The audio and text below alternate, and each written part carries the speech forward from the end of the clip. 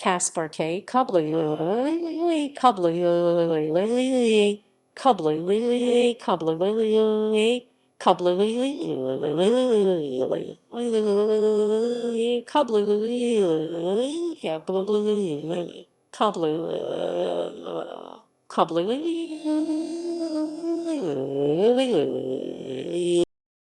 Kaspar K. Cap Kubli, Jr., April 21, 1869, December 22, 1943, was an American politician in the state of Oregon. Closely associated with the Ku Klux Klan, Kubli, a member of the Republican Party, was elected Speaker of the Oregon House of Representatives in 1923.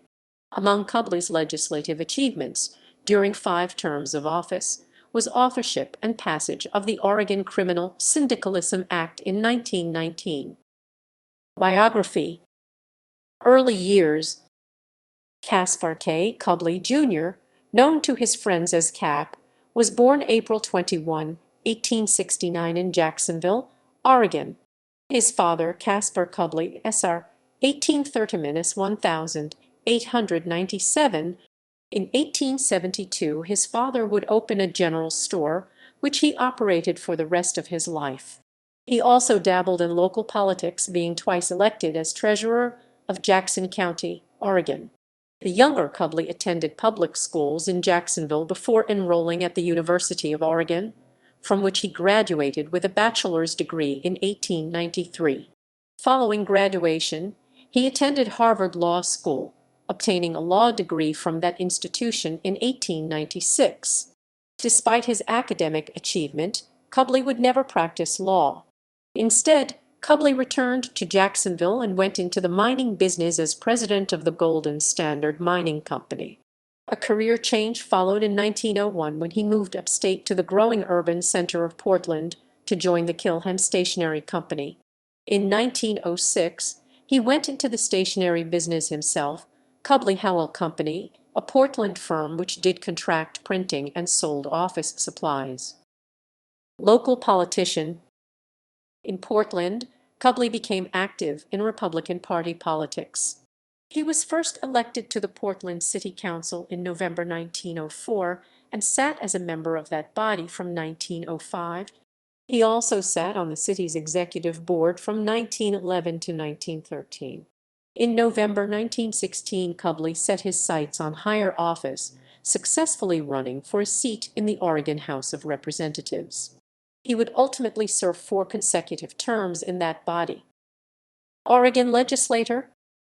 Kubli was very effective in gaining passage of the legislation he authored. After his first 3 sessions as a legislator, among Kubli's bills passed were appropriations for road construction, the support of the Oregon National Guard, and increased pensions for war widows. A 1917 measure which would have greatly restricted picketing narrowly passed the House but was defeated by the Oregon State Senate. The 1917 legislature, of which Kubli was a part, is also remembered for its passage of legislation allowing the state to force sterilization of feeble-minded, insane, epileptic, habitual criminals, moral degenerates, and sexual perverts. In all, approximately 127 forced sterilizations would be conducted before the law was ruled to be unconstitutional in 1921, including some 66 castrations, many of gay men, 92% of the total nationwide between the years 1907 and 1921. A staunch nativist, Kubli was a supporter in the legislature of bills prohibiting non-citizens. He also supported exclusion of women from juries and efforts to restore the full power of the judicial injunction against strikes. He was hailed in 1922 by the conservative magazine Oregon Voter as an exceptionally vigorous debater and floor leader who was fearless and uncompromising in his voting behavior. He was considered a red-blooded protagonist of conservative Republican politics. Kubli was the author of Oregon's Criminal Syndicalism Statute, introducing the bill House Bill 1 on January 14 at the opening of the 1919 session of the legislature. The bill was intended as a legal weapon to be used against the syndicalist industrial workers of the world and made it a felony for anyone to advocate in word or writing any doctrine involving crime, sabotage, violence, or any other unlawful methods of terrorism as a means of accomplishing industrial or political reform. Anyone editing, printing, or circulating a newspaper or pamphlet advocating such doctrines or assisting in formation of an organization or society in support of such activities was to be subject to the law, which called for penalties of up to 10 years in prison and potential fines of up to $5,000. In addition, Kubli's bill called for any building owner or manager found renting a facility to such a group was to be deemed guilty of having committed a misdemeanor punishable by up to 1 year in the county jail. Kubli's bill moved speedily through the legislative process and was signed into law on February 3, 1919, with an emergency provision attached putting the law into immediate effect. Authorities made immediate use of the new law, arresting the state secretary of the Socialist Party of Oregon and 5 others for selling copies of the Western Socialist on the streets of Portland and for distributing handbills without a license less than 1 week after the Ku Klux Klan connection. During the early 1920s, Kubli joined the resurgent Ku Klux Klan (KKK), an organization which briefly achieved a mass presence in the United States. The Klan expanded rapidly in Oregon in 1921, marching in white hooded uniforms at the state fairgrounds in Salem on November 11 for Armistice Day. Klan members were elected to city office in Astoria, Tillamook, and Eugene and staunchly backed State Senator Charles Hill in an insurgent campaign to defeat incumbent Governor Ben Alcott in his bid for re-election in 1922. Although Alcott emerged victorious in the primary election, the Klan threw its organizational support behind Democrat Walter M. Pierce in the November general election, and managed to defeat Alcott in the November 1922 general election despite a 2-1 Republican advantage in voter registration in the state. Grand Dragon of the KKK in Oregon Fred Gifford maintained an excellent political relationship with Portland Mayor George L. Baker, an ambitious city politician known for making melodramatic patriotic speeches before fawning audiences and who made early and heavy use of Kubli's criminal syndicalism law against radical political dissidents. Baker deputized 100 vigilantes, many of whom were Klansmen, with police authority in December 1921, and was reported by the former editor of the state Klan's newspaper, the right-wing populist Kaspar K. Kubli, a man with distinctive initials difficult to miss, was a natural fit for the rising KKK in Oregon.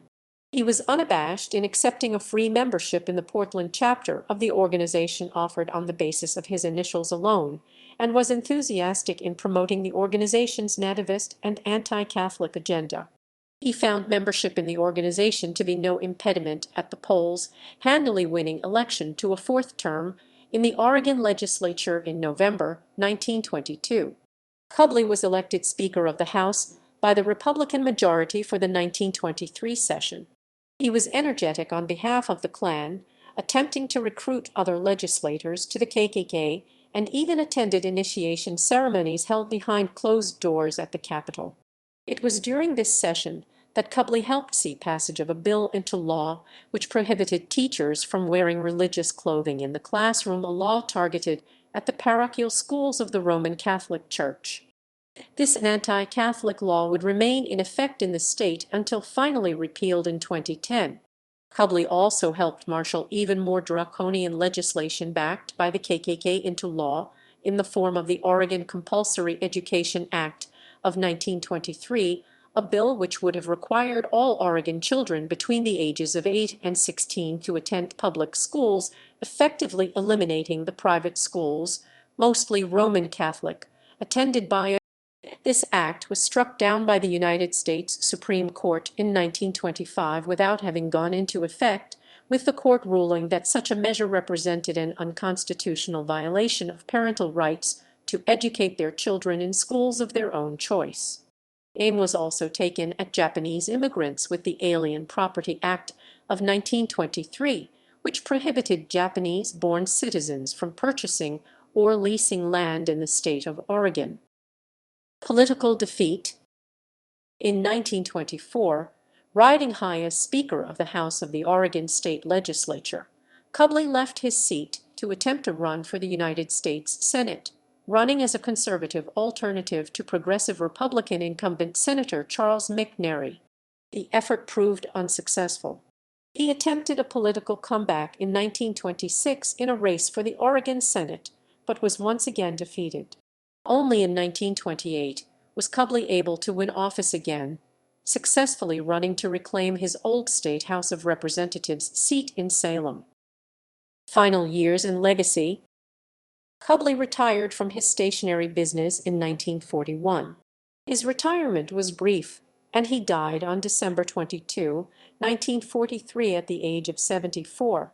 Kubli was survived by a wife and two daughters. His funeral was held in Portland.